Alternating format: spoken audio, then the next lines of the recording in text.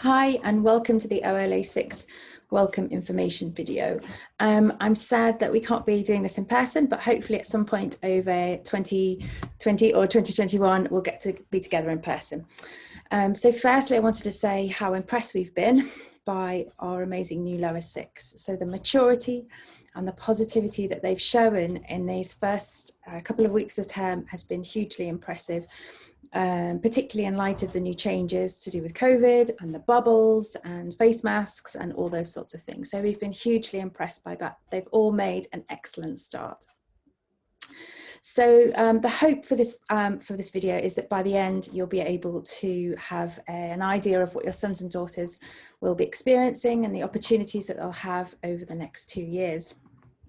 And the first things that your son and daughters will have done on day one, on our induction day, just a couple of weeks ago, was the ALICE test. And you're probably wondering what that is and when they'll get their results. So very, very soon, Dr. Reinhardt will be publishing the results to the students and yourselves of the ALICE test. And what the ALICE test is effectively, it's a long-standing and credible benchmark test run by clever people at Durham University, who put together GCSE results, students' personal GCSE results, along with the test results that they did on the first day. And what that does is it gives us a predicted grade, which provides us as a sort of benchmark of what their A-level grade might be. So as teachers, it's very, very useful. It gives us an insight into what their potential result might be, which we can use to measure progress. So it's a really useful thing. Now, obviously, there are limitations to a test like this, and some students who put in a lot of effort and work really, really hard will get higher than their ALICE grade, and some students who perhaps don't put in the effort or things don't go as planned will get below it. So it's not a guarantee and it's definitely not a ceiling.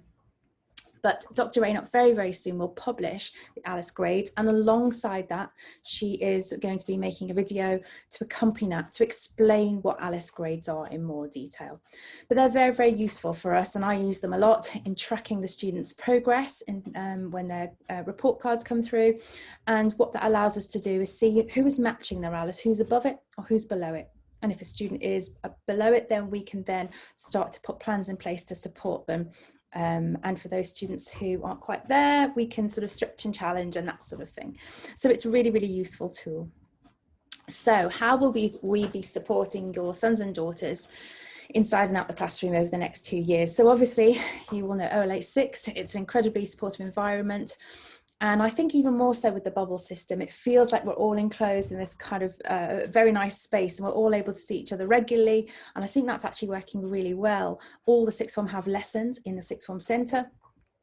And that helps. We're all sort of together. And I think that's really been a great thing in these first few weeks. So obviously we have our excellent pastoral care, and we have 3 brilliant lower sixth form tutors. So we've got Mrs. Gray, and we've got Mr. Weeks, who have both been sixth form tutors for several years, so great experience there, who will also help, you know, with in upper six with UCAS and all that sort of stuff. And we've also got Mr. Easton, who I know some year 11s had as, some lower six had as a year 11 form tutor last year. So he also brings that knowledge of the students from year 11 and has been a great sort of new member of the OLA 6 pastoral team. We've also got in upper six, we have Miss Smith, who plays a really important role in our UCAS preparations and particularly Oxbridge. And we also have Madam Gallagher, who supports the sixth form team as well. And she runs the Houses programme, which your sons and daughters will have the opportunity to play a big part of in the next few months. We're really proud of the small form groups that we have, and also the small class sizes that we have as well. So that at the moment means that students are able to get that really personalised attention from their teachers and also from their form teachers. Form teachers are always communicating to me and to subject teachers, and we're always talking to each other because there is nice small numbers in OLA 6, so we're very, very proud of that. In terms of the academic support that your sons and daughters will be getting, we will be challenging them to aim high. And I know that we had a couple of weeks where homework wasn't set so regularly, and that was for the whole school to get us used to the COVID systems and to ease in after the period of remote learning. But now the work will start to come in, particularly the homework and independent learning that we're hoping sixth form will undertake. And we'll support the students by regularly assessing them and tracking what they do. We're tracking them in terms of their attainment, making sure, and that's where this all-important ALICE grade comes in, because that serves as a benchmark. How far away are they below their ALICE, or how far above are they? So we look at that. We also look at effort levels as well. And effort for me, in some ways, is more important than attainment. I want to see high effort grades all the time in those report cards. And from this level of tracking and monitoring, we're then able to put action plans in place for those students that need it. And that might take the place of some extra support from subject teachers. It might take the form of some learning support. It might sometimes be a case where I need to sit down with someone and just get them a little bit more organised. There's a lot more independent learning and organisation needed in sixth form, and sometimes students just need a bit of help to get sorted with that. So that's where the tracking and assessments come in very, very useful. In addition to that, we've got great things happening with the EPQ. So 33 of our amazing 44 strong lower six are doing the EPQ, which is fantastic. We're so pleased with this, and we do it really well here. So last year we had 100% AA star in this, a year before 70% AA star. So that's something we do really well here, and the students are progressing really well. We're really impressed by the variety of ideas so far, ranging from a bow and arrow to, we've got someone who wants to design a house. We've got various amazing, interesting things, which just, you know, always blow us away by how impressive and original they are. So Mr. Chim and myself are leading the EPQ teaching lessons, which happen on a Friday, and we're teaching them skills such as critical thinking skills, research skills, study skills, things that often you don't learn until you get to undergraduate level at university. So we're doing that. And then all of the students that undertake EPQ have been given a tutor, and they're meeting them regularly once a week for 20 minutes to help sort of keep their project on track. It is an independent project. It's down to them to do the work. Tutors and myself and Mr. Chim can't teach them the content they need for their specific project. We teach them the skills in order to help them find the content that they'll need for their project, if that makes sense. So that's going well. We have our More Able scheme, which falls under the umbrella of Miss Thomas, who runs our sort of Macaulay talks and all that sort of things, where we stretch and challenge our students. So I know lots of our lower six are involved in that. We'll also be very, very soon launching the Oxbridge preparation, which I know seems very, very early, but it comes around very, very early in upper six. So that will be launching really soon. And we already have our Oxbridge 2022 booklet. It's currently being put together, and we'll get that to the students very soon, and for those who are hoping to apply to Oxbridge, because preparation will begin very, very quickly after October half term. Learning support continues in sixth form for those students that have had it lower down the school, and sometimes A-levels throw up new areas for students that they didn't realise, or should I say new skills that they didn't realise they'd need. And sometimes students have learning support in sixth form when they haven't had it before. So I have told the students about that not to be alarmed if a teacher suggests maybe they need a bit of learning support. It's because A-levels have new content or new skills that are needed. So particularly that focus on independent learning. And that's sometimes where where things are flagged up by teachers that haven't been flagged up before. Supervised study is underway. It's underway right now, actually, in the common room.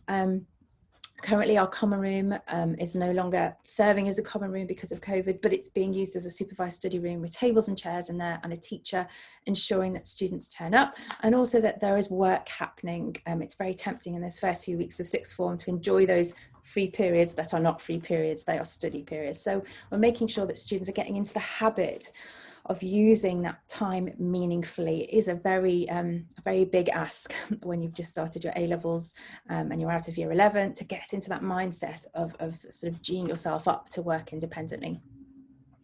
So those are some of the ways that we'll be monitoring, that we'll be supporting the academic process, which leads me on to the monitoring, tracking and feedback. So teachers will track and monitor the students via weekly homeworks, class activities, and that will then be put into progress checks, and that will be followed up by myself and the form tutors. And again, those ALICE grades are really important. That allows us to see where are they in terms of where we think they should be. And then we will have parents' evening. Parents' evenings will be taking place, not perhaps in the way that they have in the past, but they will be taking place. And the more news will come on that very, very soon. And progress checks and reports will be happening as usual. And we'll be keeping in regular contact as well. So I know we're only two weeks in, but very, very soon we'll be sending home some more information about what's next for OLA 6 in terms of parents' evenings, in terms of the academic tracking, etc. Progress checks, I'm sure you've all seen them before, but if you haven't and your son or daughter is new to OLA 6, this is a sample progress check here on the screen.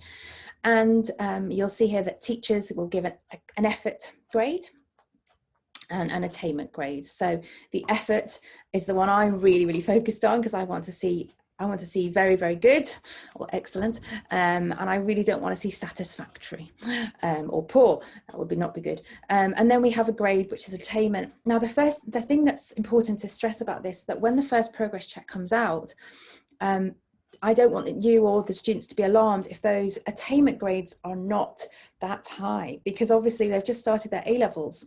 So it could be that, you know, we have someone who has an ALICE grade of B, but their first attainment grade is D. And that maybe is no bad thing. It just means that currently they're working at a D, but we're hoping that there will be a sort of positive trajectory up towards that B.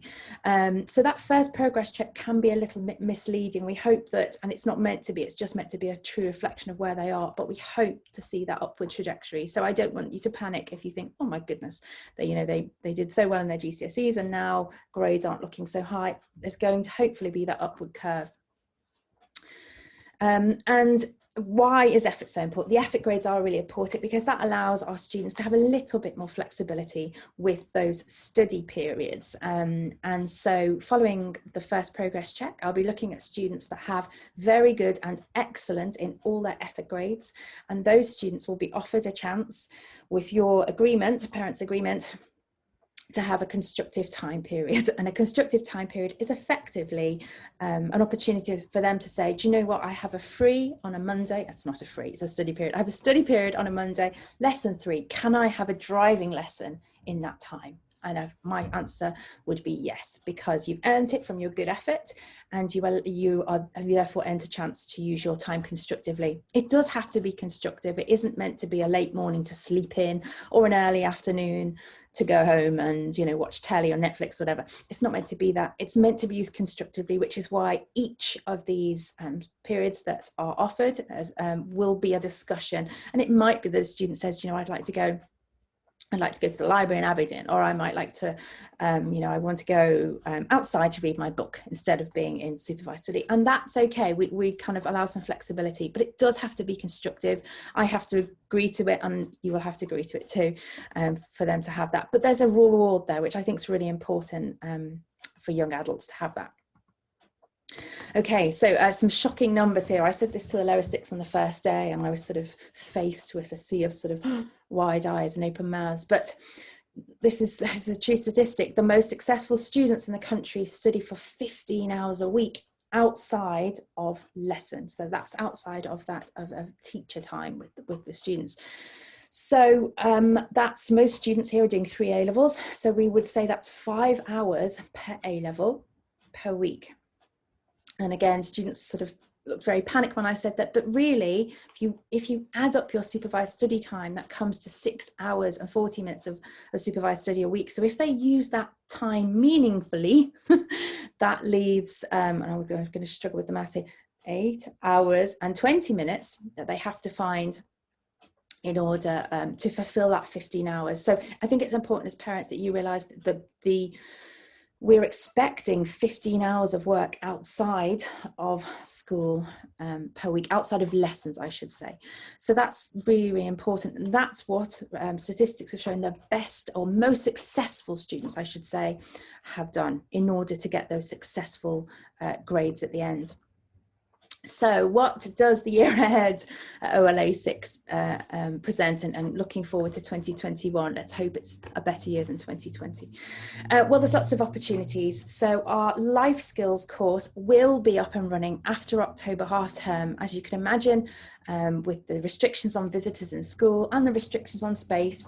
because of our bubbles, we've had to have a slight rethink about how we do that. But life skills will be starting again, and I'm really excited about this. We've got someone going to speak to the students about the process of buying a house, and what that entails, what's stamp duty, and what does exchange of contract mean, and all those sorts of things.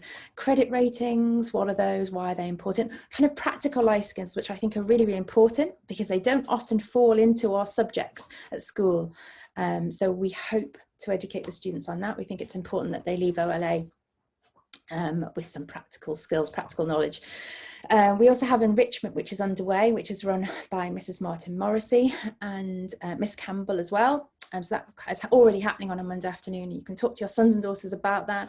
And that is a very broad sort of scheme, and it looks at lots of different things to try and enrich their knowledge of different areas. And I will be using some of the enrichment time from January in order to talk about UCAS and university preparations. Mr. Sissons will be supporting in that, also looking at apprenticeships and other career options as well. We appreciate not all students want to go to university, so we also have we're also able to support those students that want to look at apprenticeships or careers. We also have leadership opportunities, which will be starting soon. Obviously, there are challenges with the bubbles in terms of how our older students communicate with our lower students, but that's something that we're hoping to overcome, and hopefully technology will help us with that. So we've got the House Captain scheme run by Madam Gallagher, and that will be starting really, really soon. We've got ambassadors, which is led by our ambassador prefect, James Green, in Upper 6, and those students will help represent the school at events and things, which I know at the moment there aren't necessarily that many face-to-face events, but they do play an important part, and we're hoping, again, that technology will help to give them more opportunities to do that. And as we get to around, it's not very long away, April, May, we'll start the process of prefects and head boy, head girl nominations and votes. So that will all creep up, and all those things are important. They're important, they're very well, they're looked on fondly by universities and in future employers, but they're important also for the skills that the students will get from that, from having to do some public speaking, for having to communicate appropriately with people of different age groups, etc. So all those things to come. The mentor scheme, which is where older students support younger students down lower down the school, will also be starting again. Again, that might have to take place virtually because of bubbles, but we are hoping to find a way around the current restrictions to allow that to happen. And our common room committee, we are hoping that the common room will be able to use it in the future. At the moment, with social distancing, it doesn't work safely as a common room space for the students, but we are hoping to find a way to do that. And when we do, the Common Room Committee will be in charge of events and things such as buying a new coffee machine, do we need one, or the pool table and its usage, and on those sorts of things, social sides. But again, at the moment, sadly, that's just not the safest thing to do, but we hope it will be there next year, let's hope. Just because they're in sixth form doesn't mean they can't get involved in clubs and activities, and Mr. Samways, who leads our co-curricular programme, I was speaking to him just today, and clubs and societies will be starting again very, very soon. So our school play, which has been moved from February to next November, so the rehearsals start very, very soon this term. Music clubs are beginning again, and there is a sixth form music group, a sixth form band. Duke of Edinburgh, yes, it's on hold currently, but we hope that there will be an opportunity for those things to start soon. Sport, again, we're hoping will start soon. School magazine, yes, that can happen. So school magazine will be starting soon. We're looking particularly at lower six who'd like to be editors, who'd like to have a section to do with the school magazine, and we're hoping, particularly this new lower six, that they might like to lead their own societies. So, for example, subject-led, so an English society, a history society, or any topics that interest them. It might be at the moment that those are purely within the sixth form due to social distancing, or potentially they could be virtual with younger students in the school using Zoom, etc. But we're looking at all those things. But definitely the school play is starting again, and I know that music is, and sports will hopefully be coming soon. So that all those things will be up and running. Our careers programme, we're so lucky to have an in-house careers advisor, Mr. Sissons, who has also previously been a head of sixth form. So we're very, very spoiled to have his expertise. And he will be beginning careers talks with our lovely lower six really, really soon, hopefully in November, where he'll meet them individually and start to talk about careers. What are they thinking of doing and how that might influence work experience, if they can, over the next 2 years, and actually then what university degree would be the most appropriate as well. So those careers conversations begin really, really soon. I will be sending in the next few days an email out to the students with details of 3 things. Signing up for the UCAS Hub. And the UCAS Hub is a place where they can find out information about university in advance. I will also be I will be advising them about online virtual open days. So the great thing about COVID, a positive, is that all universities have had to create virtual online events. So there's never been so much online material about each university or each subject. And there will also be specialised, UCAS are also running specialised career advice events online as well. So an email will be going out to students really soon about how they can be involved with all 3 of those things. The other thing which I was so pleased worked well during the remote learning period was setting up Unifrog. A majority of our lower six are now registered on Unifrog. There's just a few to sort, and we'll sort that really soon.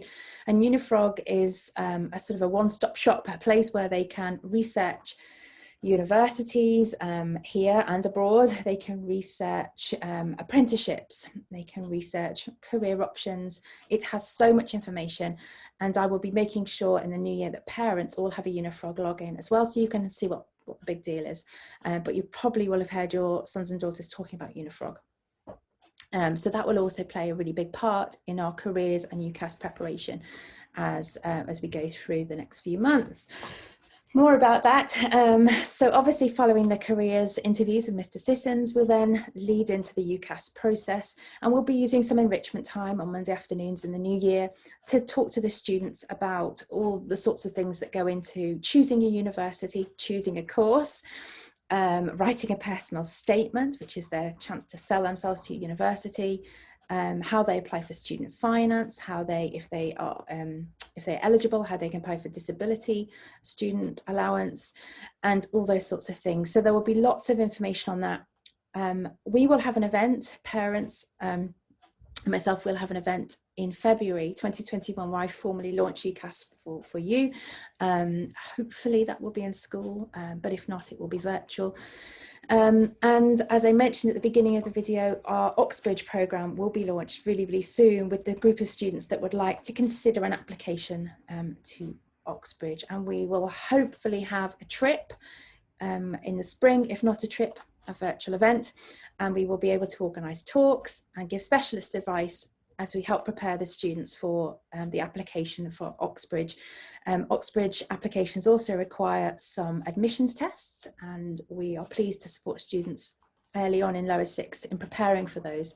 Those admission tests will take place next November 2021, so just over a year away, but they're really, really important, and it's important that we start prepping the students now.